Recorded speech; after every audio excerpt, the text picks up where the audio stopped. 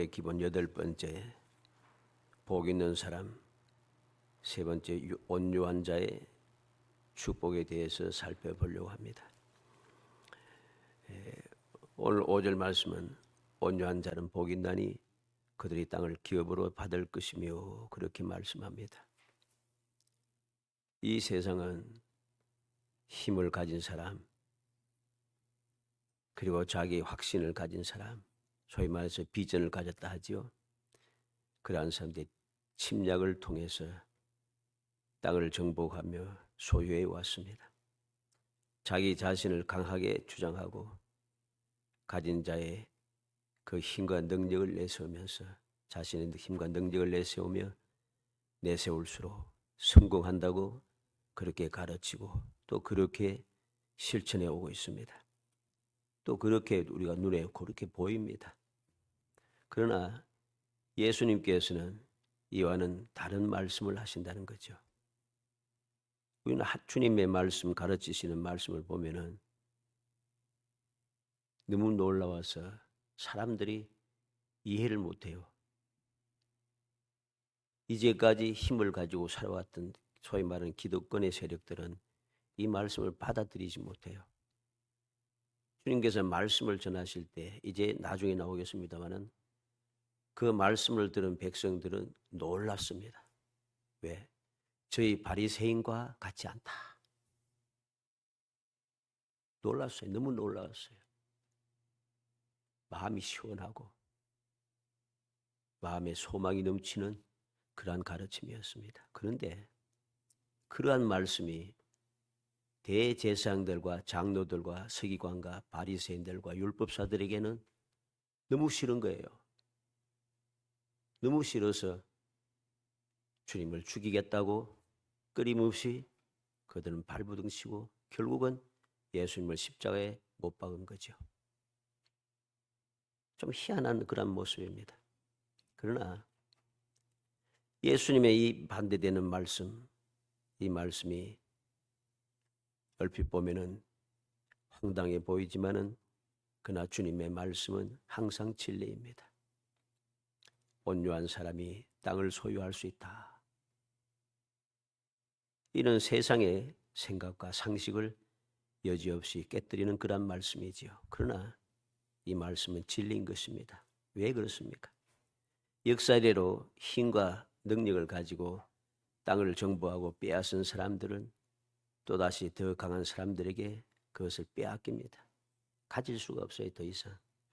그러면 또 사람들은 이야기합니다. 몰라, 세상에 땅을 가장 많이 가진 사람은 돈 많이 번 사람, 힘 있는 사람, 막 여러 가지 이유를 대기 시작합니다. 근데 과연 그러한가? 우리는 말씀을 생각하면서 주님의 말씀의 뜻, 우리가 복 있는 사람, 땅을 기업으로 받을 수 있는 복 있는 사람이 진정 무엇인가를 깨닫되 우리는 행복한 사람이 되는 것입니다. 세상에 땅 한 평이 없어도 행복한 사람이 돼요. 왜? 땅을 기업으로 받는다고 하기 때문입니다. 이 놀라운 일이죠. 세상 사람들은 땅을 기업으로 받는 것이 아니고 땅을 투기해서 그냥 움켜쥐고 있는 거죠. 근데 예수님께서는 땅을 기업으로 받는다고 하십니다. 기업은 무엇입니까? 계속해서 이어가는 것입니다. 세상의 기업은 사라질 수가 있어요. 그러나 주님께서 주시는, 하나님께 주시는 기업은, 물려주시는 기업은 영원 불변해요. 이게 다른 것입니다. 우리는 항상 기억해야 되겠습니다. 예수님은 세상 사람들을 보기에 아무것도 없이 그냥 이리 치고 저리 치고 하다가 십자가에 수치스러운 죽음을 당하고 끝이었어요.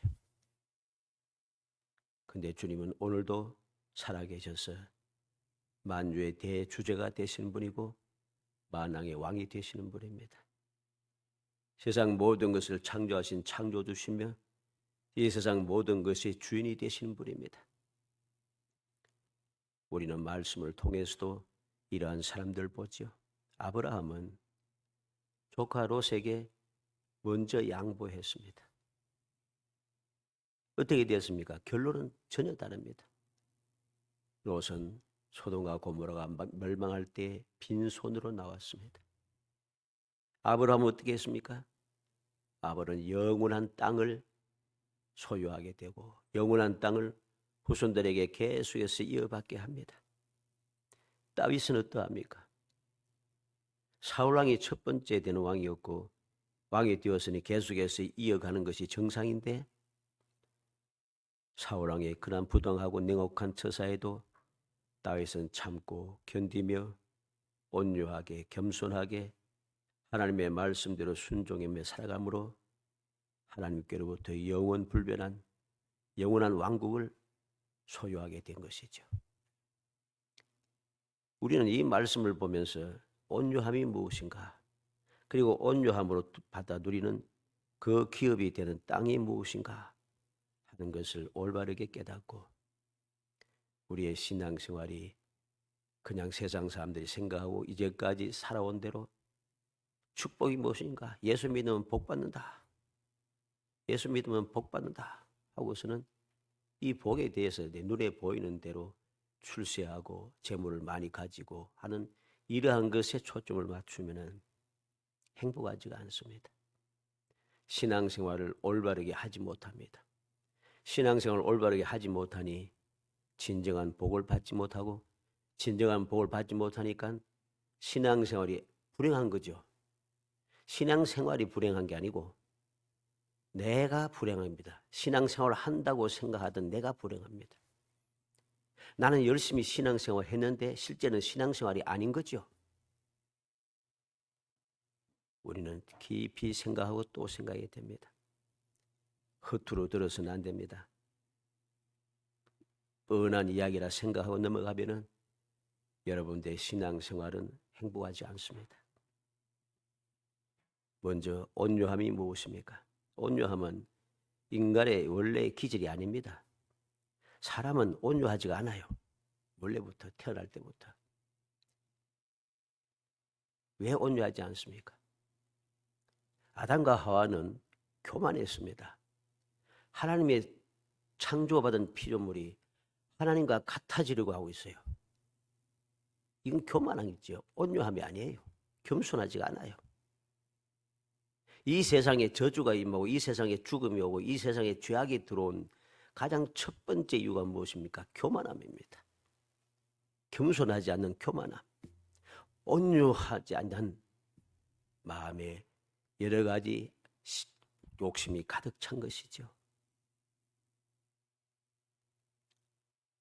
온유함은 나약하거나 굽신거리는 것도 아닙니다. 나약하고 유유부단하고 그러면은 온유한가? 아닙니다. 그것은 비굴한 것이죠. 온유함이 무엇입니까? 온유한 것은 오늘 예수님께서 말씀하신 축복의 내용을 잘 봐야 됩니다. 온유한 사람은 심령이 가난해지고 애통하는 사람들에게 찾아오는 것이 온유함입니다. 이걸 알아야 돼요. 심령이 가난하여 천국을 소유하고 하나님을 보면서 애통하여서 하나님의 긍휼의 은총을 입는 이 사람이 아니면은 마음이 온유해지지가 않아요. 왜? 교만하니까. 어떻게 심령이 가난해지지 않는 사람이, 그리고 애통하지 않는 사람이, 하나님의 은혜를 받지 못하는 사람이, 하나님의 돌봄을 받지 못하는 사람이 온유해질 수 있는가? 온유해지지 않습니다. 주님의 은혜를 받지 못한 사람들은 온유하기는커녕 오만 불순하고 오만 방자합니다. 내가 제일인 줄 착각을 합니다. 온 세상에 문제를 일으키는 사람이 바로 이 사람들입니다. 어디에 가나 문제가 되고 세상을 어지럽히고 세상을 망하게 하는 사람들이 바로 이러한 사람들입니다. 온유한 사람은 심령이 가난해지고 온유한 사람은 애통하는 사람이 될 수 있음을 명심해야 됩니다. 천국을 소유하니까 세상의 땅에 대한 욕심이 저절로 없어지겠죠. 천국을 소유했는데 이 땅덩어리가 무슨 소용이 있겠어요. 애통하는 사람은 위로를 받는데 내가 무슨 일을 만나든지 어떤 일을 당하든지 항상 하나님의 절대적인 위로를 받아서 우리가 평화로운 삶을 살 수 있는데 뭐 아둥바둥 싸우면서 마치 원망을 가지고 악을 쓰면서 그렇게 마음에 화를 품고 살아갈 일이 없는 거예요. 왜 자꾸만 화를 품고 살아갑니까? 온유해지지 못했기 때문입니다. 심령이 가난하여 천국을 소유하지 못하고 애통하여 주님의 진정한 위로를 받지 못하니까 이 세상에 살아가는 모든 환경들, 주에 일어나는 것, 눈에 보이는 것 모든 것이 짜증나는 거예요. 짜증이 나고 화가 나고 견딜 수 없는 거죠. 겸손해질 수가 없어요. 온유해지지가 않아요. 그러나 진정으로 주님 약속하신 말씀대로 천국을 소유한 사람, 위로를 받는 그 사람은 온유해질 수가 있습니다.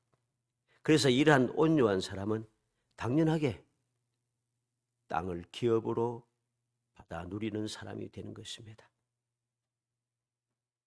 이 시간에는 온유함과 그 복에 대하여 살펴봅니다. 먼저 온유함이 무엇인가? 온유함은 나 자신을 자랑하지 않는 겁니다. 내세우지 않는다는 소리죠. 시편 34편 2절에 내 영혼이 여호와를 자랑하리니 곤고한 자들이 이를 듣고 기뻐하리로다. 다윗은 여호와를 자랑한다 했습니다. 여호와를 자랑하는 나를 보고 곤고한 사람들이 기뻐한다 합니다.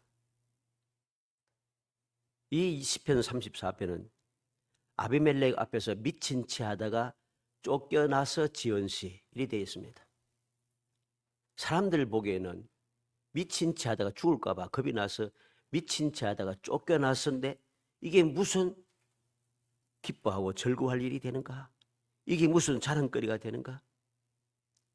이게 무슨 공고한 사람들이 듣고 기뻐할 수 있는 이유가 되는가? 아닙니다. 다윗은 그러한 중에도 하나님의 절대적인 돌보심 가운데 안전하게 나올 수 있었고 하나님의 보호 가운데 지금 안전하게 나왔기 때문에 여호와를 자랑할 수밖에 없으며 이러한 미친 채 하다가 쫓겨났음에도 불구하고 이렇게 감사 찬송하는 다윗을 볼 때에 다윗과 같이 사울왕에 쫓겨다니면서 목숨이 위태위태한 가운데 이리저리 쫓겨다니는 곤고한 사람 아니에요? 우선 행복하겠어요. 그런데 그러한 중에도 다윗이 저렇게 하는 것을 볼 때에 같은 연약한 사람들, 어려운 사람들, 억울한 일을 당하는 사람들이 보고 위로를 받겠죠. 왜 위로를 받습니까? 저러한 중에도 저렇게 감사할 수 있는 일이 생기는구나. 우리가 보기엔 도저히 감사할 일이 아닌데, 기뻐할 일이 아닌데 다윗이 기뻐하고 즐거워하고 하나님을 찬송하더라는 것입니다. 그러면 나도 기뻐하고 찬송할 수 있겠구나. 소망이 생기는 것이죠. 예레미야 9장 23절 24절에 여호와께서 이와 같이 말씀하시되 지혜로운 자는 그의 지혜를 자랑하지 말라. 용사는 그의 용맹을 자랑하지 말라. 부자는 그의 부함을 자랑하지 말라. 자랑하는 자 이것으로 자랑할지니 곧 명철에 날 아는 것과 나 여호와는 사랑과 정의와 공의를 땅에 행하는 자인 줄 깨닫는 것이라. 나는 이 일을 기뻐하노라. 여호와의 말씀이니라. 여호와께서 친히 말씀합니다. 지혜를, 용맹을, 부함을 자랑하지 말라. 그럼 무엇을 자랑하는가? 명철하여 나를 아는 것과 하나님을 알고 하나님을 믿는 그것을 자랑하는 것입니다. 하나님이 어떠한 분입니까? 사랑과 정의와 공의를 이 땅에 행하시는 분. 그 사랑과 정의와 공의 때문에 내가 부족하고 연약한 내가 그 사랑으로 은혜를 받아 누리게 되고 하나님께서 정의로우시고 공의로우시기 때문에 연약한 내가 험한 사람들이 많고 강한 사람도 많고 대단한 사람들이 많은 중에 내가 보호를 받으며 지금도 살아가고 있다는 것입니다. 이게 자랑스러운 것입니다. 이것을 내가 깨달아야 합니다. 이것을 자랑하게 될 때 하나님께서 나는 이 일을 기뻐하노라. 하나님 기뻐하신다고 합니다. 하나님께서 기뻐하시면 당연히 복을 받는 것이 당연한 것이죠. 고린도후서 11장 30절에 내가 부득불을 자랑할진대 내가 약한 것을 자랑하리라. 바울 사도는 그렇게 고백합니다. 그리고 고린도후서 12장 9절로 10절에는 내가 왜 연약함을 자랑하는가? 예수님께서 내 육신의 고통 때문에 가시 때문에 3번이나 간절히 기도했더니 예수님께서 말씀하시기를 내 은혜가 내게 족하도다. 이는 내 능력이 약한 데서 온전해짐이라 하신지라. 그러므로 도리어 크게 기뻐함으로 나의 여러 약한 것들에 대하여 자랑하리니 이는 그리스도의 능력이 내게 머물게 하려 함이라. 그러므로 내가 그리스도를 위하여 약한 것들과 능력과 궁핍과 박해와 곤고를 기뻐하노니 이는 내가 약한 그때에 강함이라. 바울 사도의 이 고백은 우리가 너무나 잘 알잖아요. 잘 알면도 불구하고 우리는 이 말씀을 믿음으로 행하지를 못해요. 이렇게 하려고 하질 않아요. 이렇게 하라고 하면 짜증이 나요. 아직도 우리는 온유하지 못한 결과입니다. 바울 사도는 예수님을 믿고 나서부터 그대의 삶이 고통의 시작이었습니다. 끊임없는 환난과 고난과 괴로움에 끊임없이 이어졌습니다. 죽을 때까지 그는 어디서 죽었습니까? 감옥에 갇혀서 죽었습니다. 아무 죄도 없음에도 억울하지 않겠어요? 근데 그는 그것을 기뻐하고 즐거워하며 감옥에 갇혔을 때 옥중서신이라고 하는 성경을 보면은 감옥에 갇혔을 때 오히려 감사가 넘쳐납니다. 왜 그럴까요? 그는 온유해졌기 때문입니다. 예수님을 만남으로 심령이 가난해져 천국을 소유한 사람이 되고, 내가 예수님을 만나기 전에는 죄인 중에 괴수였는데 예수님을 만나고 내 죄에 사함 받고 내가 너무나도 답답하고 미련하고 어리석은 것을 깨닫고 슬퍼할 때에 주님의 위로를 받으니까 너무 감사한 거예요. 너무 기쁘고 즐거운 것이에요. 그래서 그는 그때부터 주님을 닮아가기 시작하는 거죠. 온유하신 주님을 닮아가고 겸손하신 주님을 닮아가면서 그렇게 살아가니까 천국을 가진 내가 어떤 상황에도 주님의 위로를 받는 내가 억울하고 불행하지 않는 거예요. 그렇게 행복하게 살아가는, 약함을 자랑하며 살아가는 바울 사도를 힘들고 지칠 때마다 주님 찾아오시잖아요. 두려워하지 말라. 내가 너와 함께함이라. 그 밤에 주님께서 내게 찾아오셔서 말씀하시기를. 바로 이러한 주님의 위로 가운데 천국의 삶을 살아가니 그는 너무나도 행복한 것이죠. 그래서 그는 온유한 삶, 겸손한 삶을 살 수 있게 된 것입니다. 두 번째로 온유하기 것이 무엇입니까? 나 자신을 위해서 요구하지 않는다. 욕심을 내지 않는다는 소리입니다.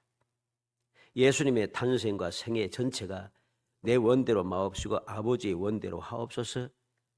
주님의 원대로 한 것이 없습니다. 주님께서 이 땅에 오신 것도, 이 땅에서 공생의 모든 생활도, 십자가에 달려 돌아가신 것도, 모든 것도 다 하나님 아버지의 뜻대로 말씀대로 이루어진 것이지요. 이게 바로 온유함입니다. 왜? 온유하신 예수님, 나는 온유하고 겸손하지, 주님 말씀하셨으니까 온유하고 겸손하신 주님이 살아가는 방식이 바로 온유함이지요. 주님을 닮아가야 하는 것입니다. 마태복음 1장 21절 23절에 아들을 낳으리니 이름을 예수라 하라. 이는 그가 자기 백성을 그들의 죄에서 구원할 자이심이라 하니라. 이 모든 일이 된 것은 주께서 선지자로 하신 말씀을 이루려 하심이니 이르시되 보라 처녀가 잉태의 아들 낳을 것이요 그의 이름은 임마누엘이라 하리라 하셨으니 이를 번역한 자 하나님이 우리와 함께 계시다 함이라. 주님께서 이 땅에 오신 이유, 그 이유가 분명하게 기록되어 있습니다. 선지자로 하신 말씀을 이루려 하심이니. 그 이루려 하신 말씀이 무엇입니까? 하나님이 함께 하셔서 자기 백성과 함께 하셔서 자기 백성을 죄에서 구원하시는 것, 이게 주님의 뜻이었습니다. 이게 바로 주님의 뜻대로 살지 않고 하나님의 뜻대로, 하나님의 말씀대로 살기 위하여 오신 주님의 삶의 모습이고, 이것이 바로 온유함인 것이죠. 마태복음 26장 39절에 조금 나가서 얼굴을 땅에 대시고 엎드려 기도하여 이르시되 내 아버지여 만일 할 만하시거든 이 잔을 내게서 지나가게 하옵소서. 그러나 나의 원대로 마시옵고 아버지의 원대로 하옵소서. 주님은 겟세마네 동산에서의 간절한 기도, 땀이 떨어져 핏방울같이 되는 그런 간절한 기도를 하실 때에 결론이 무엇입니까? 내 원대로가 아니라 아버지의 원대로, 하나님의 뜻대로 하는 것, 내 욕심을 채우지 않고 내가 원한 것을 이루지 아니하고 하나님 아버지의 원하는 것을 이루는 것, 이게 주님의 행동 방식이고 생각하고 삶의 중심이었습니다. 마태복음 4장 14절에 이는 선지자 이사야를 통하여 하신 말씀을 이루려 하심이라. 마태복음 21장 4절에도 이는 선지자를 통하여 하신 말씀을 이루려 하심이라. 요한복음 12장 38절에도 이는 선지자 이사야의 말씀을 이루려 하심이라. 요한복음 18장 9절에도 이는 아버지께서 내게 주신 자 중에 하나도 잃지 아니하였사옵나이다 하신 말씀을 응하게 하려 함이라.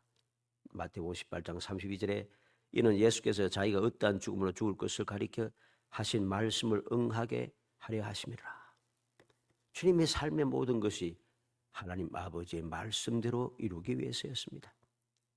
그래서 요한복음 6장 38절에 주님께서 분명히 말씀합니다. 내가 하늘에서 내려온 것은 내 뜻을 행하려 함이 아니요 나를 보내신 이의 뜻을 행하려 함이니라. 내 뜻을 이루기 위해서 이 땅에 오신 것이 아니라 했습니다. 나를 보내신 이의 뜻, 하나님 아버지의 뜻을 행하기 위해서 이 땅에 오셨다고 주님 친히 말씀하신 것을 우리는 명심해야 됩니다. 세 번째로 온유함은 무엇입니까? 온유함은 만족해야 하는 것입니다. 내 모든 삶에 대해서 지금 내게 주어진 것에 대한 만족함입니다. 사람들의 생각과는 조금 다르죠.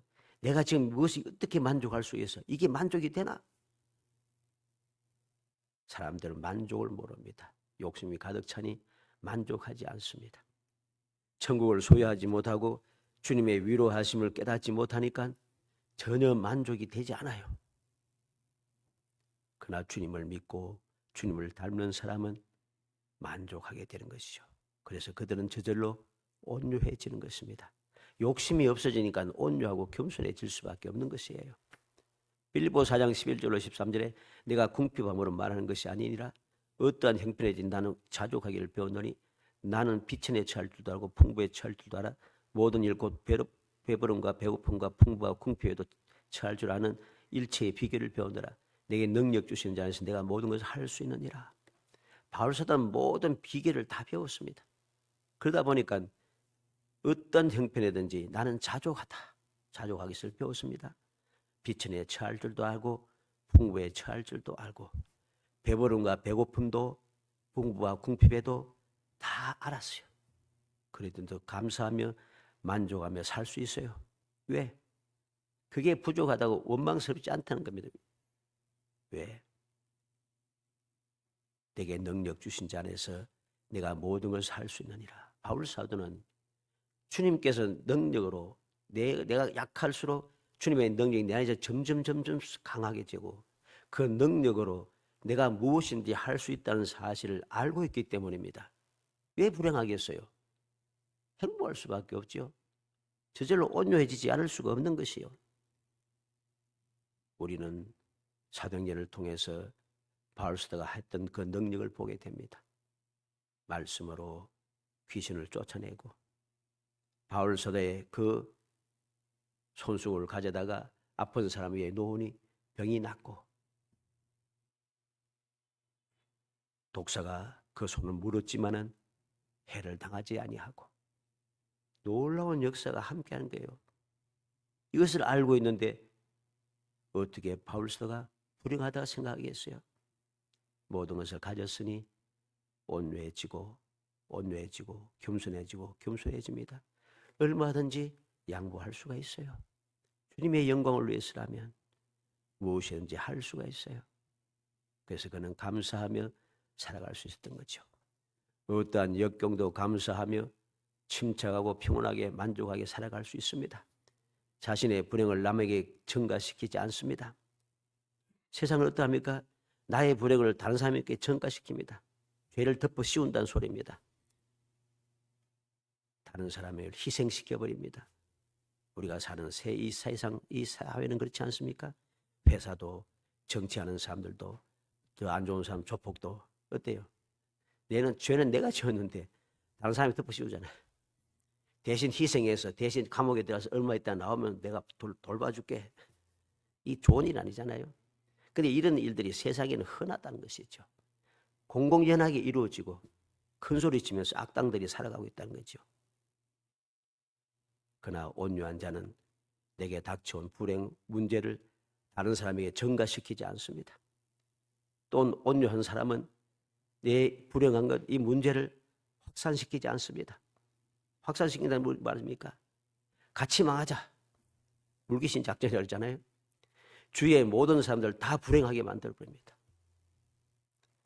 나 혼자서 감내하면 되는데 나 혼자 감내한 게 너무 억울한 거예요. 그래서 나 혼자 감내하지 못하고 주위 사람 다 끌어모아가지고 같이 망하게 만들어요. 이게 불행을 확산시키는 겁니다. 우리는 이것은 온유함이 절대로 아닙니다. 온유한 사람은 무엇이든지 내가 홀로 감당하는 것이죠.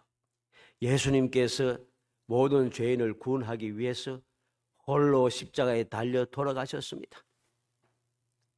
오늘도 주님께서 홀로 보좌 우편에서 나를 위하여 중보하고 계시는 분, 중보자는 오직 한 분, 예수님밖에 없는 것입니다. 다른 사람의 도움과 위로를 즐거이 받아들이고 고마움과 진심을 표현하면서 감사하며 살아갑니다. 온유하다 하면서 다른 사람이 나를 돕는다 하면 괜히 자존심 세우고 말이지, 이러면 이건 온유함이 아니에요. 진심으로 돕는 자를 그것은 감사함으로 받아들이는 것이 온유함이죠. 나 자신의 불행을 다른 사람들을 시기하거나 질투하지 않는 것입니다. 하나님의 뜻에 어긋나지 않으면 무엇인지 양보할 수 있는 사람입니다. 이게 바로 온유함인 것입니다. 이사야 58장 11절에 여호와가 너를 항상 인도하여 메마른 곳에서도 내 영혼을 만족하게 하며 내 뼈를 견고하게 하리니 너는 물된 동생 같겠고 물이 끊어지지 않는 샘 같을 것이라. 왜 내가 온유하며 모든 것을 감내할 수 있습니까? 하나님께서 나를 항상 인도하기 때문입니다. 주님께서 나를 인도하실 때는 메마른 곳도 만족하고, 주님께서 나와 함께 하시고 나를 돌보실 때는 아무리 광야라 할지라도 물된 동산 같고 물이 끓이지 않는 샘 같기 때문에 부족함이 없는 거예요. 네 번째로 온유함은 하나님의 말씀에 순종하는 것입니다. 즉 하나님의 뜻대로 살아가는 것이죠. 교만한 사람은 하나님을 믿지 않습니다. 교만한 사람은 하나님의 말씀대로 살지 않습니다. 살 수가 없어요.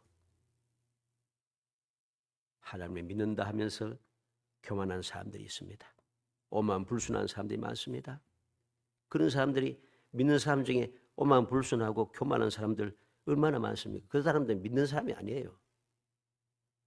하나님을 믿는 사람이 교만할 수가 없는 거예요. 절대로. 말씀대로 살지 않는 사람이 온유할 수가 없습니다. 어떻게 하나님의 말씀대로 살지 않을 수 있어요? 하나님께서 내게 은혜를 베푸셨는데 나의 모든 것이 다 하나님의 은혜인데 어떻게 내가 말씀대로 살지 않을 수 있냐는 거죠. 이스라엘 백성들은 교만합니다.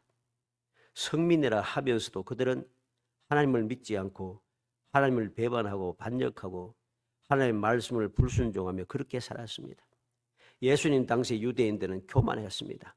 아브라함의 자손이라 자랑하면서도 하나님의 말씀을 믿지 아니하고 순종하지 아니하며 사람의 말에 순종했습니다. 어떻게? 하나님의 율법은 말씀은 다 제쳐놓고 장로의 유전을 따라서 살아갔다는 것이죠. 예수님께서 그에 대해서 책망하셨죠. 사람의 유전으로 하나님의 말씀을 없는 것으로 만들어버리고 망령되게 행동한다는 것입니다. 이것이 바로 오만 불순한 것입니다. 믿음이 없는 것이고 그것이 교만한 것입니다. 온유한 사람은 말씀에 순종하며 살아가게 되는 것이죠. 그러면 두 번째로 어떤 복을 받습니까? 땅을 기업으로 받을 것이요. 땅을 기업으로 받는다. 땅의 기업을 받는 것이 무엇이겠습니까? 마가복음 10장 29절로 30절에 예수께서 이르시되 내가 진실로 너에게 이르노니 나와 복음을 위하여 집이나 형제나 자매나 어머니나 아버지나 자식이나 전토를 벌인 자는 현세에 있어 집과 형제와 자매와 어머니와 자식과 전토를 100배나 받기를 겸하여 받고 내세의 영생을 받지 못할 자가 없느니라 말씀하셨습니다. 요한복음 14장 1절로 3절에 너희는 마음에 근심하지 말라. 하나님을 믿으니 또 나를 믿으라. 내 아버지 집에 거할 곳이 많도다. 그렇지 않으면 너희에게 일렀으리라. 내가 너희를 위하여 거처를 예비하러 가노니 가서 너희를 위하여 거처를 예비하면 내가 다시 와서 너희를 내게로 영접하여 나 있는 곳에 너희도 있게 하리라. 내 아버지 집에 거할 곳이 많도다. 바로 천국이죠. 이 천국을 소유하는, 땅을 소유하고 기업으로 받아 누릴 수 있는 축복의 사람이 되는 것입니다. 사랑하는 성도 여러분, 온유함은 다른 사람들에 대한 우리의 자세입니다. 온유한 사람은 유약함이라든지 외적인 나약함이라든가 얌전한 것이 아닙니다. 온유는 교만하지 않는 겸손함입니다. 스스로 낮아지는 것을 말하죠. 가장 겸손한 사람이 누구입니까? 예수님이시죠. 예수님은 하나님이신데 인간의 몸을 입고 이 땅에 오셔서 십자가의 수치스러운 죽음을 당하시면서까지 우리를 구원하시려고 하는 그 온유하시고 겸손하신 분이죠. 이 따지보면 성삼위 하나님이 다 온유하신 분이에요. 하나님 아버지께서 얼마나 온유하신지, 죄로 인해 죽을 수밖에 없는 하나님의 법칙으로는 죄인들을 살 수가 없잖아요. 근데 하나님께서는 죽게 버려둘 수가 없어서 온유함으로 그 죄를 담당할 사람을 예수 그리스도 독생자를 보내시고 그 죄를 담당하게 하셨습니다. 그래서 죄인들을 구원하신 거죠. 오늘 아침 아까 찬송도 불렀습니다만 성령께서는 온유하신 분입니다. 한번 생각해 봐요. 우리의 마음속이 얼마나 지저분합니까? 악한 생각이 가득 차고 여러 가지 좋지 못한 생각들, 시기와 질투와 여러 가지 죄악들이 가득 찬 마음인데, 그런데 성령께서 우리의 마음속에 좌정하셔서 우리를 돕고 계시다는 거죠. 온유하신 분입니다. 성삼위 하나님은 온유하신 분. 그 온유하신 하나님을 믿는 우리도 온유해져야 합니다. 그게 올바른 믿음이고 그렇게 살아가는 생활이 올바른 신앙 생활인 것입니다. 예수님을 닮는 사람, 그 사람이 온유한 사람이죠. 온유하고 겸손하신 예수님을 믿고 따르며 닮으니까 당연히 온유해질 수밖에 없죠. 그러한 사람이 땅을 기업으로 받을 수 있다고 주님께서 친히 약속해 주었습니다. 인간의 관점, 세상적인 관점에서 보면 이해가 안 되는 말씀입니다. 왜? 돈 있는 사람, 힘 있는 사람, 투기꾼들, 대부분의 좋은 땅을 이들이 다 차지하고 있습니다. 물론 다 그렇지는 않죠. 그러나 대부분은 그래요. 대부분은. 별로 의롭지 못한 사람들이 땅을 차지하고 있는 것을 볼 때에 과연 이 말씀은 진리인가? 사람들이 의심하고 시험에 듭니다. 그러나 우리는 명심해야 됩니다. 그들이 그 기업을 가지고 있다고 해서 기업으로 가서 계속해서 누리지 못합니다. 가지고 있으면 뭐 하겠습니까? 내가 누리지 못하는 것인데. 그러나 하나님께서 우리에게 주시는 기업으로 누리게 될, 받게 될 그 땅은 우리가 언제든지 어디서든지 항상 누립니다. 우리는 천국에 가서 누린다 생각하지만 예수님 뭐라고 하십니까? 천국은 여기 있다 저기 있다 너희 마음속에 있느니라. 우리가 이 세상에 살면서도 천국의 삶을 살게 되는 거죠. 사람들의 상식으로 세상의 관점에서는 도저히 천국에서 죽어서 가는 천국의 그 행복을 어떻게 이 세상에서 누릴 수 있는가? 이해가 안 되죠. 그러나 믿음의 사람은, 온유한 사람은 얼마든지 이해하고 누리며 살아갑니다. 그래서 지옥 같은 세상을 살면서도 천국의 삶을 살아가는 행복한 사람이 되는 것이죠. 우리는 명심해야 되겠습니다. 양은 날카로운 발톱이나 이빨을 갖고 있지 않고 힘도 없지만은 안전하게 마음껏 땅을 소유하며 그렇게 편안하게 살아갑니다. 왜? 지켜주고 인도해주고 돌봐주는 목자가 있기 때문이죠. 그들 보호해주는 울타리가 있기 때문이죠. 그래서 지금도 양들은 종류대로 이 세상에 가득 차 있습니다. 근데 반대로 힘이 제일 대단한 코끼리라든가 각종 사자 같은 맹수들이라든가 이것도 어떻습니까? 점점 멸종하고 있어요. 그들은 겨우 보호구역에서 명맥을 유지하고 있습니다. 희한하지 않아요?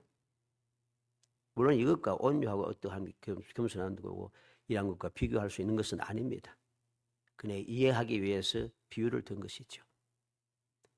시편 25편 9절에 온유한 자를 정의로 지도하시며 온유한 자에게 그의 도를 가르치시로다. 왜 온유한 사람이 복이 있고 그 온유한 사람이 땅을 기업으로 받을 수 있는가? 하나님께서 그렇게 지도해 주셔요. 하나님께서 그 도를 가르쳐 주세요.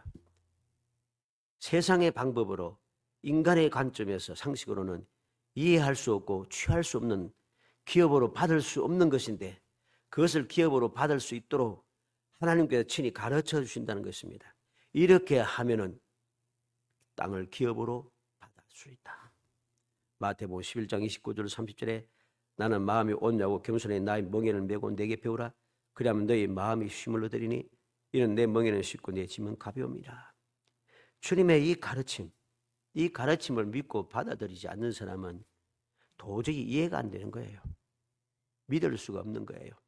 믿을 수 없으니까 그 말씀대로 살아갈 수가 없는 거예요.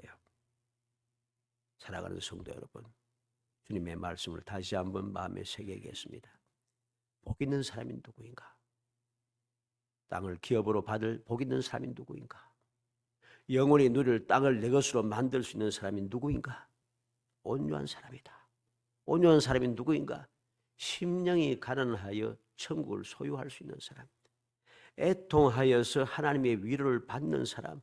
그 사람만이 온유해질 수가 있고 그 온유한 사람만이 하나님께 주시는 영원 불변한 땅을 기업으로 받은 축복의 사람이 된다는 것.